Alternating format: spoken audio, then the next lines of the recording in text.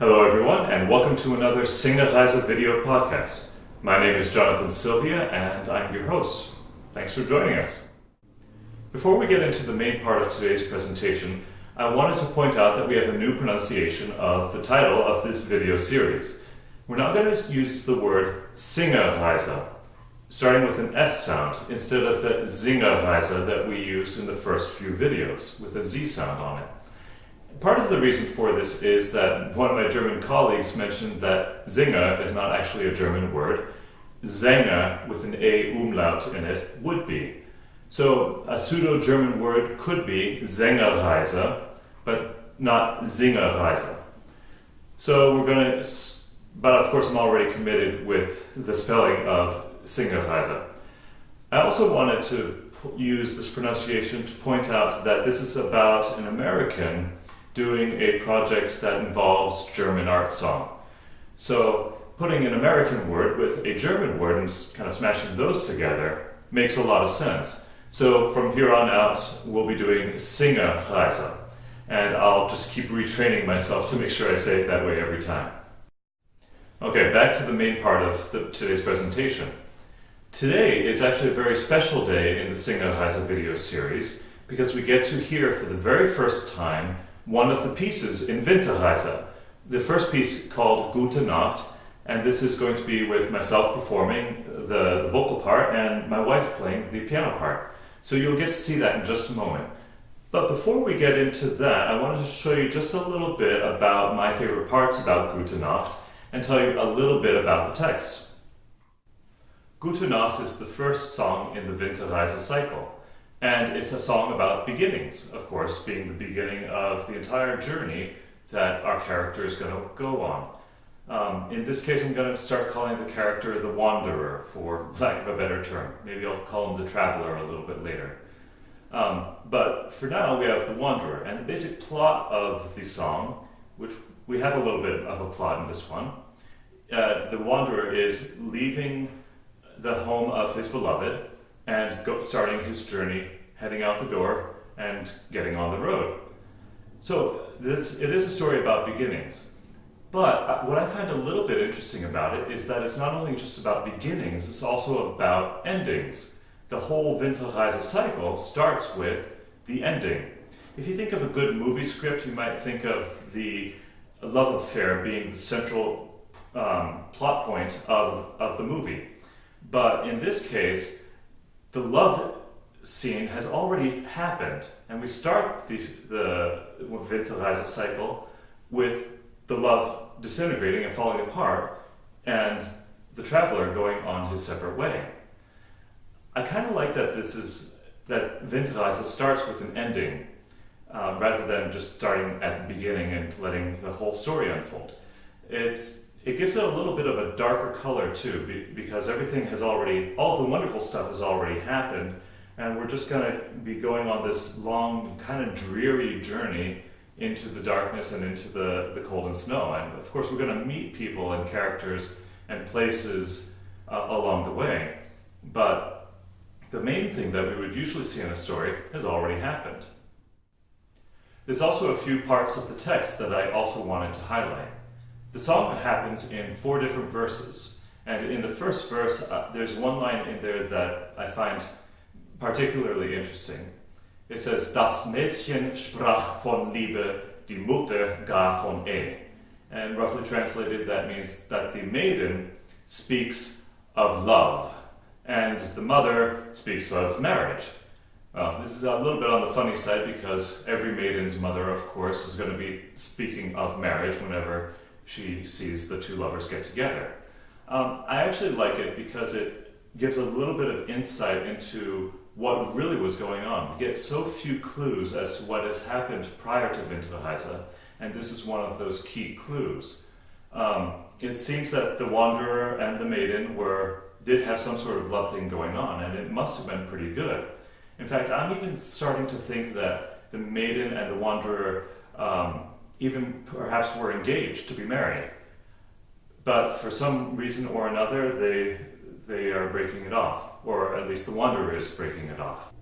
We get a little bit more of that picture in the third verse, when the Wanderer says, Die Liebe liebt das Wandern, Gott hat sie so gemacht. Von einem zu dem anderen, Gott hat sie so gemacht. So we'll roughly translate that. Love, this is capital L, love. Love loves to wander from one person to another. So at least in the wanderer's mind, or the traveler's mind, he sees that his lover has actually started loving somebody else. He is the einem, the one, and there is another person out there, the anderen, the other. And so he sees that his beloved has transferred her love and has, in his mind at least, has been unfaithful. So we have a little bit, this gets into a little bit of the discussion of how much is actually going on in the wanderer's mind versus how much is really happening in real time. Like, did this maiden just happen to give a wandering glance to somebody else and now the wanderer is flying off the hook and leaving out into the cold? Or did something really significant happen? We're actually not sure. The only perspective that we're going to get for all of Winterreise is going to be from the wanderer's perspective. So it's always going to be that ambiguous, we don't quite know what's going on because we only have the one perspective being presented. But that's also part of the wonderfulness of Winterreise. Another aspect of that particular line that I like is that Schubert actually takes the poem and rearranges the lines a little bit. He does, Die Liebe liebt das Wandern, Gott hat sie so gemacht. Von einem zu dem anderen, Gott hat sie so gemacht. He repeats that Gott hat sie so gemacht twice, instead of using the usual repetition that he will usually do. It should be, Die Liebe liebt das Wandern, Gott hat sie so gemacht, von einem zu dem anderen, fein Liebchen, gute Nacht.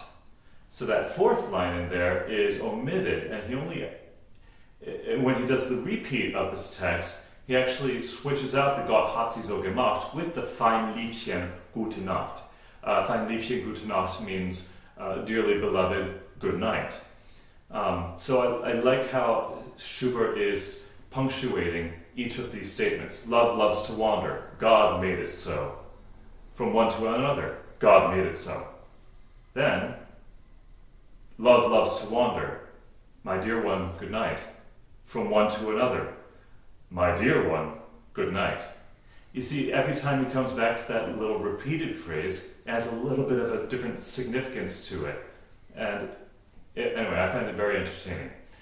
Here in the third verse is also where we get the title of the piece for the very first time, Gute Nacht. In this instance, he is saying it. Later on, in the fourth verse, when we switch to a major key, we enter in a little bit of a dream sequence here.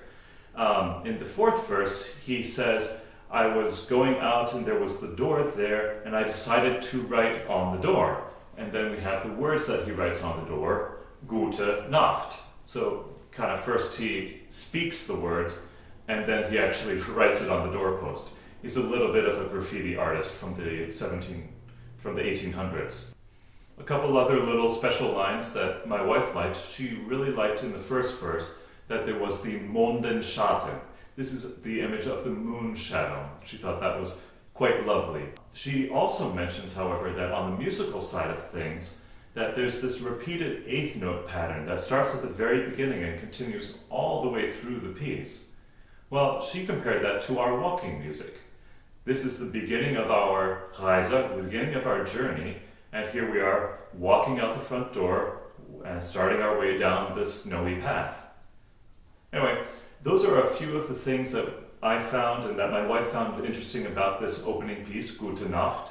And so without any further delay, let's go ahead and hear it. I hope you enjoy this presentation. Thanks a lot.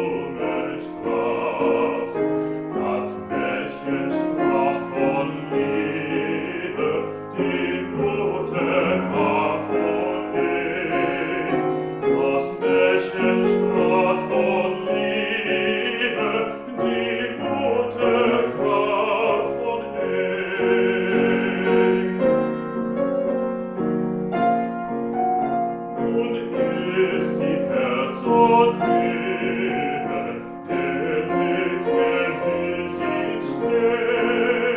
Nun ist die Welt so trübe, der Weg erhielt den Schnee.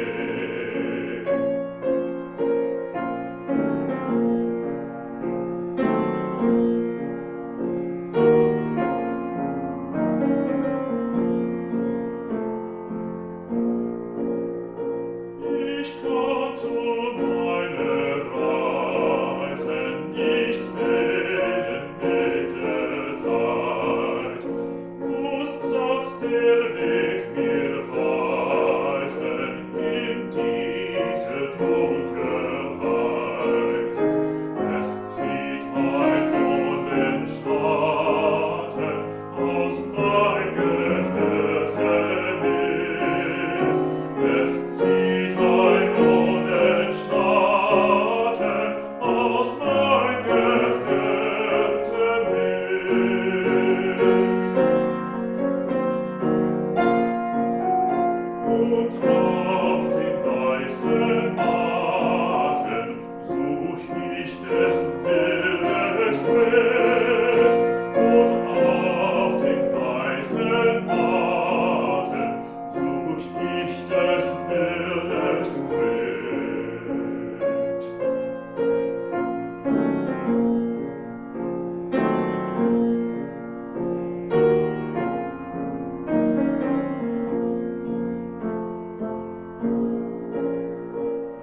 Was soll ich länger weinen, dass man nicht treten aus? Lass ihre Hunde heulen vor ihres Herrenhaus. Die Liebe liebt das Wandern, Gott hat sie so gemacht. Von einem zu dem anderen, Gott hat sie so gemacht.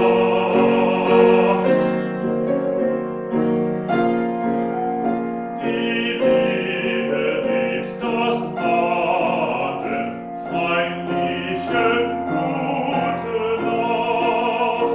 Von einem zu dem anderen, freundliche gute Nacht.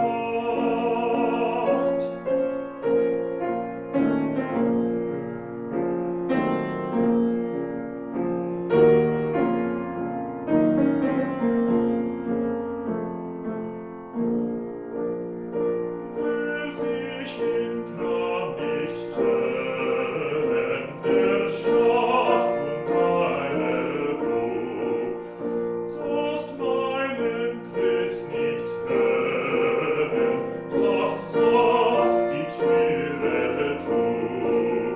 Schreib ihm vorübergehen, Antwort ihr gute Nacht, damit du mögest sehen, an dich hab ich gedacht.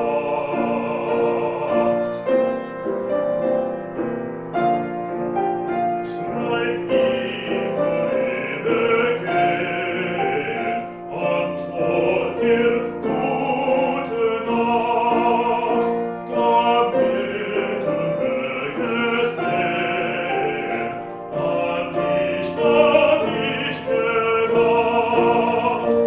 an dich hab ich gedacht.